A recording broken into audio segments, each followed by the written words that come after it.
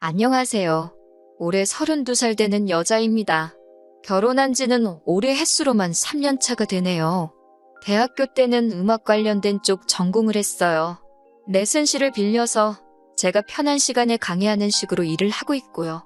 전공 살리겠다고 처음에는 아르바이트식 과외한다고 시작한 건데 어떤 면에서 보니 직장을 구하는 것보다 시간도 탄력적이게 활용할 수 있다 보니 어느샌가 이게 제 직업처럼 굳어지게 되어버렸네요.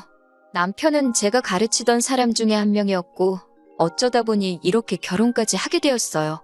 성격 좋으신 시부모님과 가족과 저 사이에서 제 편을 먼저 들어주는 남편. 어떻게 보면 정말 결혼 생활에 있어 완벽하고 남편도 가끔 농담식으로 저한테 시집 잘 온 거라고 웃으댈 때가 있는데 요즘은 정말 어디 가서 말도 하기 힘들 정도로 스트레스를 받고 있어요. 그리고 결혼은 둘이 한 건데 시집은 저만 잘 온 건가요? 반반 결혼했고 결혼할 때 어디 돈 한 푼 받은 것도 없는데 요즘 스트레스 받을 때마다 남편이 그런 식으로 웃으대던 거 생각하면 괘씸해서 더 화가 나네요. 완벽까진 아니지만 아무 걱정이 없어 보이는 결혼 생활이었지만 결혼 전부터 문제가 하나 있었어요. 정말 더할 나위 없이 다 좋았지만 신우 자리가 조금 별로였습니다. 그때는 시부모님도 신우와 저 사이에서 제 편을 들어주셨고 남편은 처음부터 제 편을 들어줬어요. 내 편이 이렇게 많은데 제가 결혼해서 신우랑 살 것도 아니고 신우 때문에 제 인생이 꼬여버릴 거라고는 생각조차 하지 못했었거든요. 신우는 저보다 한 살 아래인 남편과 연년생으로 따지고 보면 저랑은 나이가 같습니다. 처음 시부모님께 인사드리러 갔을 적에 남편은 이미 저한테 지 누나가 제정신이 아니니 조심하라고 경고 아닌 경고를 해주더라고요. 누나가 성격이 좀 유별나서 그러니 저한테 시비를 걸 수 있다고요. 제가 사람 가르쳐주는 일 오랫동안 해오면서 저도 여러 사람 만나봤고 그중에 진상들도 참 많았거든요. 그래서 솔직히 정신 나간 사람들 상대하는 게 무섭지는 않았어요. 걸어오는 싸움도 피하는 타입이 아닌데 남편 말에 신우가 성격이 이상한 건 시부모님도 알고 계시니? 괜히 신우랑 싸워서 시부모님 입장 난처하게 하지 말고 저보고 참아달라고 사정사정 하는데 저보고만 참으라고 하니 서운했는데 실제로 신우를 만나니 그렇게 말한 이유가 이해가 갔습니다. 정말 제가 본 사람 중에 으뜸이라고 해도 될 정도로 진상이었어요. 이미 제가 문을 열고 시댁에 들어온 순간부터 어디 한번 걸려만 봐라 하는 눈빛으로 쳐다보고 있었습니다. 결혼 전부터 남편과 저는 애초에 양가 도움 없이 우리끼리 결혼을 하자고 이야기가 된 상태였어요. 양가 부모님 모두 노후 대비가 끝나 있던 상황이지만 당장 목돈을 마련하기에는 여유 자금이 부족한 공통점이 있었거든요. 뭘 더 해주신다면 감사히 받을 생각이었고 친정에서도 시댁보다 더 해주면 더 해줬지. 절대 모자라게 하지는 않으실 거라고 하셨기 때문에 엄청난 걸 바라거나 하지는 않았습니다. 대화 중 화제가 자연스럽게 결혼 후에 살게 될 집에 대한 이야기로 넘어갔어요. 시부모님이 경기도 외곽의 노후 대책으로 사놓은 아파트가 있는데 워낙 외진 곳이라서 재미도 못 보고 있다고 그 집에 신혼집을 차리라고 하기에도 출퇴근하기 영 그런 지역이다 보니 그 말도 못하겠다고 하십니다.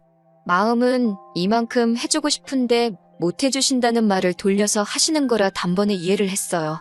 애초에 남편과는 그렇게 하기로 정했기에 서운하거나 하는 마음 따위는 들지도 않았습니다. 그런 말이 기분 나쁠 거 하나 없이 차라리 솔직하게 말해주신 게 감사할 지경이었죠. 저희도 애초에 양가 도움 없이 하려고 했다는 대답을 드리려던 찰나에 신우가 입을 열었습니다. 가족의 일원이니 발언권이 아예 없다고 하기는 조금 그렇지만 분명 신우가 끼어들 자리가 아닌데 입을 여니 살짝 의아했어요. 그런데 신우 입에서 나오는 말을 들으니 어이가 없는 걸 떠나 어처구니가 없더군요. 남편과 저를 쟤네들이라고 동시에 싸잡아서 낮춰 부르고는 시부모님 앞에서 어디 동네 유치원생도 안 부릴 땡깡을 부리기 시작했어요. 쟤들한테 그 집을 준다고 하면서 그러면 지금 살고 있는 서울집은 자기를 주는 게 맞다고 하는 겁니다. 맨날 아들만 저렇게 챙겨준다고 첫째가 버젓이 시집도 안 가고 있는데 둘째 먼저 결혼시키는 콩가루 집안이 세상에 또 어딨냐고 입에 아주 개거품을 물면서 말이에요. 신우가 시집 안 간 게 아니 못 간 게 그 누구의 탓도 아니고 지 탓인데 그걸 가지고 차별대운에 모내하면서 저러고 있으니 아주 꼴불견이었어요. 집도 시부모님께서 저희를 준다고 하신 것도 아니고 마음이 그렇지만 현실이 어쩔 수 없다고 사과하는 말이나 다름없었는데 그 집을 쟤네만 주고 자기는 아무것도 안 주기만 해보라고 그랬다간 지금 당장 이 자리에서 콱 혀를 깨물어버리겠다고 하는 겁니다. 자기 죽는 꼴 보고 싶지 않으면 알아서 잘하라며요. 신우가 난리법석 떠는 꼴을 보고 있으니 남편이 저한테 미리 경고한 게 무슨 말인지 딱 알겠더라고요. 성질이 더러운 게 아니라 저건 그냥 미친 사람이잖아요. 자리가 자리이니만큼 시부모님도 제 얼굴 보기가 그랬는지 신우한테 그 이야기는 나중에 하라고 핀잔을 주시더라고요. 그런데 신우는 오히려 그 말에 폭발을 해서 꽥꽥 비명을 지르면서 바닥에 대굴대굴 굴러다니기 시작했어요. 제가 사회생활 하면서도 여러 사람 봤지만 진짜 이 정도로 철저하게 사람이 미치면 이렇게 되는구나 싶었던 게 신우가 처음이었습니다. 집이 난장판이 돼가기 시작하니 제가 그 꼴을 보러 여기까지 왔나 싶어서 대화를 빨리 마무리 짓기 위해 입을 열었습니다. 집은 안 주셔도 상관없고 애초에 우리 둘이서 준비하려고 했다고요. 정작 중요한 이야기는 시작도 못했는데 이미 신우 때문에 분위기가 개판이 되는 바람에 첫 인사드리는 자리는 그렇게 끝나버리고 말았어요. 그렇게 저도 상황이 일단락된 줄로만 알았습니다. 그런데 그 다음 날 제 번호는 어떻게 알아낸 건지 처음 보는 번호로 전화가 왔길래 받아보니 신우더라고요. 그러더니 전날 있던 일을 가지고는 아주 자기가 우스워 보이냐고 하면서 성질을 내더라고요. 머리는 폼으로 달고 다니냐고 생각이란 걸 좀 하라고 하더라고요. 제가 누굴 우습게 봤냐고 하니 제가 시부모님이 집을 준다는 말에도 사양을 하면서 자기들은 세상 둘도 없는 효자가 되고 자기는 부모 재산 노리는 불효자로 만들었다는 겁니다. 그건 누가 봐도 제가 그렇게 만든 게 아니고 현실이 그렇지 않느냐고 비아냥댔지요. 말이야, 손이 신우지. 나이도 저랑 같고 남편의 누나만 아니면 그냥 제 또래의 여자잖아요? 예의는 신우가 없는 건데 어깃장을 부리니 저도 인내심에 슬슬 한계가 오더라고요. 언제까지 시부모님 등골 파먹을 생각하지 말고 독립할 생각을 하라고. 그리고 그 아파트는 시부모님 재산이니 두 분이 알아서 하실 문제고 정 탐이 나거든 나는 관심 없으니까 시집갈 때 한번 물어나 보라고 하고 전화 끊어버렸습니다. 저랑 남편은 그런 거 없어도 평생 먹고 살 자신 있다고 하고요. 한마디 하려고 전화했는데 역으로 한 소리를 들으니 분했는지 전화가 계속 걸려오더라고요. 곧바로 전화번호 차단해버리고 남편한테 연락했죠. 너네 누나한테 전화 안 오게 하라고요. 남편이 자초지종을 듣자마자 한숨을 푹 쉬더군요. 이야기 들어보니 저 돌아가고 난 다음에도 집에서 저보고 아주 아랫사람들 자세가 안 되어 있다고 하면서 모가지가 뻣뻣한 거 보라고 시집만 한번 와보라고 자기가 정신머리를 아주 뜯어고치겠다며 울음장을 놓았답니다. 그리고 이어서 그날 저녁에는 시부모님한테까지 전화가 왔어요. 미안하다고 하시더라고요. 신우가 옛날부터 욕심이 그렇게 많았고 자기가 잘 따라오지 못하고 동생이 잘 아는 걸 가지고 자기 탓을 안 하고 시부모님이 동생만 편애한다는 식으로 받아들였다네요. 신우한테 투자를 더하면 더했지 절대로 덜 한 적 없다고 하시는데 지가 못해놓고 왜 그러는지 모르겠다고 하시면서요. 잘 풀린 동생을 보니 자격지심에 질투를 하는 거라고 저보고 이해를 해달라고 하더라고요. 신우 시집 보내기 위해 자리를 백방으로 알아보고 계시고 신우도 딴 집으로 시집가게 되면 출가회인의 마음을 역지사지로 생각하지 않겠냐고 하면서 저보고 참아달라고 말입니다. 저대로 시집 보내면 일주일도 안 돼서 반품당할 거라는 말이 목끝까지 차올랐지만 그냥 있었네요. 신우가 저러는 걸 제가 참아야 할 이유는 없었지만 직접 전화하셔서 사과까지 하셨는데 그렇게 하겠다 했습니다. 하지만 한편으로는 신우가 저렇게 된 게 뭐든지 오냐오냐 해주고 넘어가준 시부모님 탓이 가장 크지 않을까 생각했어요. 반대로 남편도 시부모님도 신우가 저러는 게 억지인 거 알고 제 기분을 헤아려 주려고 노력하시니 말만 저렇게 하고 아무 힘도 없는 신우 때문에 제가 결혼까지 포기할 이유는 없다고 생각했습니다. 어차피 결혼하면 남편이랑 살지 신우랑 사는 게 아니니까요. 나중에 알았는데 신우가 또 우리들 결혼시키면 혀를 깨물겠네 어쩌네 하면서 또 난리를 쳤나 봅니다. 이쯤 되니 신우가 죽겠다 하는 게 실제로 행동에 옮길 자신은 없고, 그렇게 하면 시부모님이 한 수 접어주고 지가 원하는 대로 해주니 일이 안 풀리면 버릇처럼 쓰는 말이라는 걸 알게 되었어요. 신우는 제가 예상한 대로 저희 결혼 생활에 아무런 문제가 되지도 않았습니다. 오히려 저희가 시부모님께 용돈을 드리면 시부모님이 저희 가고 나서 그 돈을 신우 쓰라고 주셨던 것 같아요. 그러니까 저희가 시댁에 찾아오는 게 싫어도 반대도 못하고 끙끙대고만 있었겠죠. 제가 힘들게 번 돈 신우 좋으라고 계속 드리기는 싫으니 이 사실을 알고 난 다음부터는 돈이 아니라 선물로 가져다 드렸네요. 그래도 염치는 조금 남아있는지 제가 선물 사올 때마다 얼굴 표정이 썩어가지고는 아무 말도 못하고 발을 동동 구르는 꼴을 보는 재미가 참 쏠쏠했습니다. 코로나 터지면서 저 같은 경우에는 하던 일에 타격이 조금 있었습니다. 레슨실 구하기도 힘들어지고 해서 한동안 일을 못하게 되었어요. 원래는 자녀 계획이 결혼하자마자 최대한 빠르게였는데 직구하는데 저금을 많이 사용했다 보니 1년에서 2년 정도는 더 모아놓고 아이를 갖는 게 더 좋겠다는 생각이 들었습니다. 좋을 거 하나 없는 나날이 계속되었는데 그나마 환영할 만한 소식이 하나 들려왔으니 그게 바로 신우의 결혼 소식이었습니다. 신우가 난데없이 결혼할 사람을 데리고 온다고 하여 저희도 부랴부랴 시댁으로 향했습니다. 그런데 분위기가 영 좋지가 않더라고요.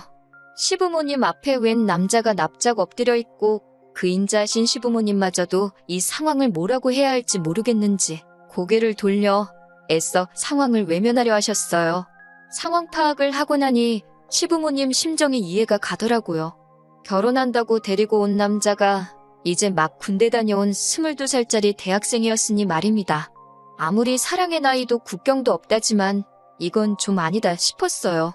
남자 쪽에서는 신우의 뭘 보고 저렇게 결혼을 하려고 무릎까지 꿇었나 싶었는데 알고 보니 속도 위반이었네요. 어린 나이에 그래도 책임져 보겠다고 저러고 있는 게 장하기는 했는데 솔직히 모아놓은 거 하나 없이 평생을 백수로 살아온 신우에 이제 막 군대 다녀온 22살짜리 애송이가 결혼해서 얼마나 행복하게 잘 살겠어요? 그렇다고 양쪽 집이 평생 일 안 해도 놀고 먹을 수 있을 만큼 부잣집도 아닌데 말이죠. 시부모님도 신우 결혼해서 독립시키는 게 평생의 소원이라고 하셨는데 절대로 이런 식의 결혼은 아니었을 거예요. 그래도 신우가 죽어도 이 남자랑 결혼을 하겠다고 하니 자식에게는 부모 없다고 신우가 행복하다면 그걸로 된 거라고 결혼을 위해 지원을 아끼지 않기로 결심을 하셨답니다. 남자 쪽에서 시부모님이 결혼을 포기하게 만들려고 내건 어이없는 조건들도 시부모님이 살고 계신 집을 신우한테 주면서까지 전부 다 맞춰주려 애를 쓰셨어요. 덕분에 시부모님은 강제로 노후 대비책인 경기도 집으로 이사를 나가게 되셨죠. 아직 아버님이 일을 하고 계셔서 거기서 서울까지 출퇴근하셔야 하는데 왕복으로 3시간씩 걸린다니 제가 다 마음이 안 좋더라고요. 그만큼 이 결혼을 하고 싶어 하는 건 온 세상의 신우 단 한 명뿐이었을 거예요. 아무리 좋은 게 좋은 거라지만 더 늦어버리면 돌이킬 수도 없으니 잘 생각하라고 말했죠. 저는 진심 어린 조언이었는데 신우는 저보고 자기가 시부모님 서울집을 받게 되니 그게 배 아파서 그러냐고 비아냥대더군요. 그래서 그냥 말을 말자 싶었습니다. 신우는 신우 인생이 있고 나는 내 인생이 있으니 나만 잘 살면 된다고 생각했어요. 신우가 집이 생기니까 세탁기는 어딨게 좋네. 에어컨은 어딨게 좋네. 남편한테 쉴 틈 없이 연락을 하더라고요. 남편도 누나가 결혼하니 뭐 하나 해야 하는 거 아니냐 제 눈치를 보길래 제가 남편 보는 앞에서 나무로 된 빨래판이랑 선풍기 하나 사서 보내줬습니다. 신우한테 이 이상 해주면 그냥 신우랑 살라고요. 신우도 그 물건들 받고 나서 장난하냐고 하면서 저한테 전화를 해서 성을 부렸는데 그때 저랑 대판 싸우고 영 끊고 지내겠다 해서 저도 그러자 했습니다. 저희는 손해볼 게 하나도 없으니까요. 아무튼 없는 형편에 시부모님이 이리 끌고 저리 끌고 해서 남자 쪽 집안 요구를 다 맞춰줬다고 합니다. 그러다 지푸라기라도 잡는 심정으로 신우한테 친자검사 의뢰를 요구했다나 봐요. 신우도 꼴릴 게 없는지 아주 당당하게 응했는데 세상에 검사 결과 그 남자가 아이 아빠가 아니라는 결과가 나왔습니다. 그날로 결혼이 파토나버린 건 두말할 것도 없고 집도 아주 난리가 났더라나 봐요. 신우가 그때쯤 만난 남자가 한두 명이 아니었나 봅니다. 그 중에서 제일 잘난 놈을 골라 그 남자를 아이 아빠로 하기로 결정을 했나 봐요. 당연히 그 당시 만난 남자들이 헤아릴 수가 없으니 졸지의 애아빠는 누군지도 모르는 상황이 돼버린 겁니다. 그리고 제가 걱정한 대로 돌이키기엔 너무 늦어버린 거예요. 그렇게 신우는 엄마가 되었고요. 직장도 없고 뭣도 없는 신우가 혼자 어떻게 애를 키우겠나요? 시부모님께서 다시 합가를 하자 제안하셨답니다. 그런데 신우가 내 집에 들어와서 살 생각은 꿈도 꾸지 말라고 했다는 거예요. 시부모님이 평생을 바쳐 만든 집에 자기가 들어와 혼자 살고 있다고 그걸 내 집이라고 우기는 신우도 웃기고, 신우 눈치 보면서 자기 집에 돌아가지도 못하고 계신 시부모님도 웃겼습니다. 아직 명의 변경도 안 했는데 왜 신우 눈치를 그렇게 보시는 건지 도무지 이해가 되지 않았어요. 시부모님은 어떻게든 신우를 도와줄 생각을 하다가 뾰족한 수가 없으니 저에게 연락을 해오신 겁니다. 그런데 시어머니의 상상도 못한 발언에 정말 경악을 금치 못했네요. 신우랑 손주가 걱정돼서 잠도 못 주무시겠다고요. 신우 본인이 도움을 거절하니 어떻게 할 수도 없는데 어차피 아직 그 집이 시부모님 명의로 되어 있으니 그 집을 팔아서 저희 집 근처에다가 신우가 살 집을 구해주고 싶으시답니다. 제가 요즘 일거리가 많이 줄어서 집에 지내고 있으니 제가 수시로 드나들면서 신우를 도와주면 좋겠다고 하시는 거예요. 생각만 해도 소름이 돋더라고요. 그렇게는 할 수 없단 말씀드리니 오며 가며 힘들지 않게 집도 가까이 새로 구해줄 건데 어려운 일 아니지 않냐며 꼭 좀 부탁한다고 하시는 거예요. 신우가 저희랑 연 끊고 지낸다 했다는 말씀을 드려도 막무가내셨습니다. 그래서 저도 똑같이 막무가내로 나갔어요. 제가 신우가 싼 똥까지 치워주면서 결혼 생활을 해야 하면 차라리 저도 이혼하는 걸 택하겠다고요. 지금 남편과 저 사이에 아이도 없고 결혼도 반반 결혼했는데 아쉬울 게 전혀 없다고 말이죠. 제가 강하게 나가니 시어머니도 따로 말은 못하고 돌아가셨는데 돌아가는 뒷모습이 안쓰럽기도 하고 씁쓸하기도 하고 여러 가지 생각이 교차했네요. 결국 집에 돌아와 남편과 상의 끝에 신우가 집 근처로 이사오는 일은 절대 없도록 하고 무슨 일이 있을 때 제가 아닌 남편이 가서 신우를 도와주기로 했습니다. 결과적으로 제가 할 일은 하나도 없지만 도의적으로는 남편이 퇴근하기 전 시간에 신우가 도움이 필요하거나 무슨 일이 생긴다면 제가 가게 되어버린 거죠. 남편도 그 계산에 저러자고 한 것 같아요. 이제 와선 시부모님이나 남편이 내 편이라 생각했던 제가 너무나 어리석게 느껴지네요. 팔은 결국 안으로 굽을 수밖에 없는가 봅니다. 답답해서 이렇게 한번 사연 남겨봤어요. 사연 보내드린 지 반년 만에 이렇게 다시 찾게 되었네요. 정신 못 차린 신우 때문에 온 가족이 피해보던 사연을 보냈던 사람이에요. 신우가 독립을 하게 되면서 시부모님께서 신우한테 생활비를 주신다고 하셨어요. 오지랖이기는 하지만 제가 그건 좀 아닌 것 같다고 말씀드렸네요. 솔직히 신우가 저렇게 된 이유 중에 시부모님 탓도 조금은 있는 거라고 그동안 참아온 말도 했어요. 지금은 신우가 자립할 수 있게 도와줄 때지. 시부모님께서 신우한테 더 이상 생활비를 주지 못하게 되었을 때 그때가 언젠가는 오지 않겠냐고 했죠. 시부모님이 저보고 그럼 어떻게 해야 하냐고 물으시더라고요. 신우가 시부모님이 집에 오는 걸 반대를 하고 나섰으니 하는 수 없이 집으로 출퇴근하는 시터분 한 명을 고용해서 신우한테 붙여주기로 했습니다. 신우는 대신 일자리를 구해서 출근을 하는 방식으로요. 일을 안 하면 당연히 시터도 구해주지 않을 것이고 일체의 생활비 지원도 없을 거라고 했어요. 그리고 신우가 지금 시부모님에게서부터 뺏어가다시피 한 서울집은 신우가 증여세로 들어갈 돈을 모아올 때까지 명의 변경은 절대 해주지 않기로 정했고요. 그러니 신우는 하기 싫어도 일을 시작해야 했습니다. 신우가 한 달 일해서 벌어오는 돈이 집으로 출퇴근하며 아이 봐주고 집안일 해주시는 시터분 월급보다 적은 배보다 배꼽이 큰 웃기지도 않은 상황이 발생했지만 그래도 신우가 정신 차리고 일을 시작한 부분에 의미를 두기로 했어요. 시부모님도 굉장히 흡족해 하셨습니다. 실제로 제가 후기를 보내기까지 정말 신우는 열심히 사는 것처럼 보였어요. 그런데 얼마 전에 기어이 일이 터지고 말았네요. 아이 돌봐주시는 분이 사색이 되어서 시부모님이면 남편한테며 연락을 했다고 하더라고요. 보통 신우가 출근하기 전에 그분이 집에 도착하시는데 아이만 혼자 있고 신우는 없더래요. 시터분이 무슨 일인가 하고 집을 살펴봤는데 거기에 신우가 힘들다, 갑갑하다 뭐 이런 식의 편지를 써놓고 출근도 하지 않고 사라져버린 거죠. 집에서는 아주 난리가 났죠. 저도 그날 일정을 다 취소하고 남편도 회사 휴가 내고 나와서 시부모님하고 다 같이 집 나간 신우 찾는다고 아주 한바탕 했어요. 전화도 안 받는데 아무리 대한민국 땅이 좁다고 한들 마음 먹고 잠적한 사람을 무슨 수로 찾겠어요? 경찰에 실종 신고도 하고 난리가 났습니다. 시부모님은 우리 딸 어떡하냐고 그러면서 아주 집이 초상집 분위기가 되었어요. 그리고 그날 새벽에 서울 외곽에 있는 한 술집에서 전화 한 통을 받게 되었습니다. 신우가 거기서 술 먹고 뻗어 있다는 연락이었습니다. 가게 문 닫아야 되니까 제발 좀 데려가 달라고요. 새벽에 온 가족이 차 끌고 거기로 갔더니 아주 온 가족이 걱정시킨 것과는 다르게 세상 행복한 표정으로 지집 안방인 것 마냥 퍼질러 자고 있더라고요. 사장님 말씀이 진상도 아주 이런 진상이 또 없었다고, 계산도 안 했다고 술값까지 내야 했어요. 혼자 와서 술을 진탕 마시고는 남자 손님들한테 가서 자기 술값 내주면 오늘 하루 놀아주겠다고 아주 난리도 아니었답니다. 그 와중에 합석하게 된 남자들이 저 여자가 계산할 거라고 하고는 술은 또 있는 대로 마시고 주랭랑을 쳤다네요. 뭘 어떻게 마셔야지 동네 술집에서 술값이 50만 원이 나오는지는 모르겠는데 그 주랭랑을 친 테이블값까지 계산을 해줘야 했어요.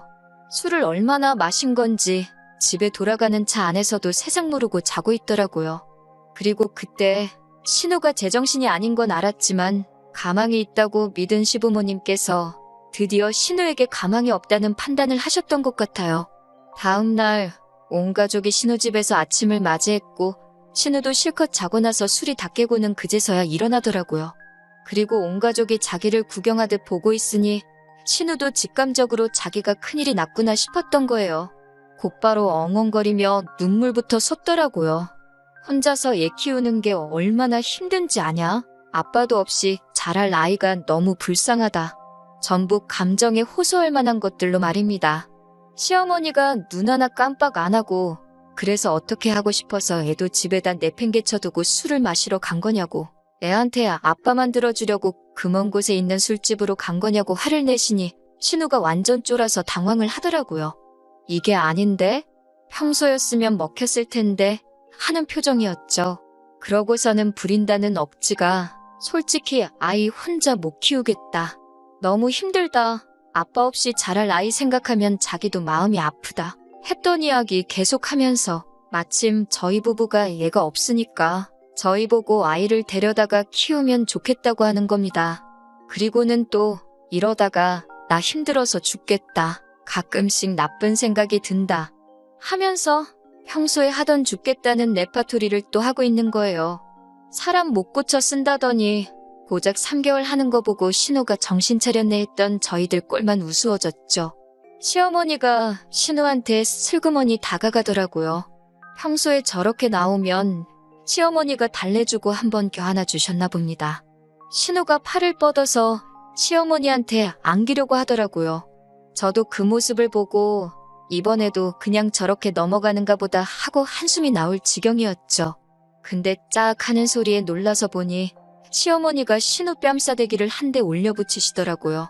자식 새끼 배 아파 낳은 어미가 할 소리냐고, 그 정도 힘든 걸로 애를 버렸으면 너는 벌써 골백 번도 버려졌을 거라고 하면서 쉬지 않고 신우 뺨이며 등짝이며 아주 시원하게 두들기셨어요. 결국 신우는 물려받기로 한 집까지 다시 빼앗기고 시부모님이 이 집으로 다시 들어와 지내기로 했습니다. 아이는 시부모님이 돌봐주시기로 했고 신우는 그 길로 쫓겨났어요. 사람 돼서 살 준비가 되기 전까지 돌아올 생각 말라고, 아이는 당신들이 너가 하는 것보다 훌륭하게 키우고 있을 테니 통장에 2천만 원 채워서 혼자 살아갈 수 있다는 모습 보여주기 전까지는 이 집에 얼씬도 하지 말라고 말하고요. 신우는 시부모님 발목 붙잡고 제발 살려달라고 펑펑 울다가 시부모님이 단호하게 안 된다고 하시니 그때부터는 저한테 존댓말까지 하면서 저 좀 그 집에서 살게 해달라고, 제발 좀 살려달라고 울더라고요. 제가 어머님 뜻을 어떻게 거역하겠어요. 형님, 하고 거절했지요. 결국 신우는 자기 짐 챙겨서 쫓겨나게 되었어요. 시어머니가 참 어려운 결심을 하신 것 같아요. 제 말이 100번 맞다고 하면서 신우가 저렇게 된 거 다 당신 탓이라고, 내가 저렇게 키워놓고 저한테 도와달라고 해서 미안했다고 하시며 신우는 책임지고 당신이 다시 사람을 만들어 놓겠다고 하십니다. 남편 통해 신우 소식을 전해 듣고는 있는데 지금 숙식 가능한 기숙사 공장을 들어가서 열심히 돈을 모으고 있다고 해요. 아이는 잘 크고 있냐고 물어보고 보고 싶다고 하는 게 이제 모성애도 생긴 것 같은데 아직 정말 개과천선했는지는 좀 더 두고 봐야 할 일이겠죠. 시부모님도 아직 시기상조라고 신우가 많이 보고 싶지만 좀 더 지켜보고 확신이 서기 전까지는 볼 생각이 없다고 하십니다. 무엇보다도 이젠 더 이상 제가 신우 뒷바라지까지 생각하지 않고 지낼 수 있게 된 부분이 가장 마음이 후련하네요. 이제 저희 부부도 시작도 못한 자녀 계획 시작하고 다시 행복하게 살아갈 준비를 시작해야겠어요.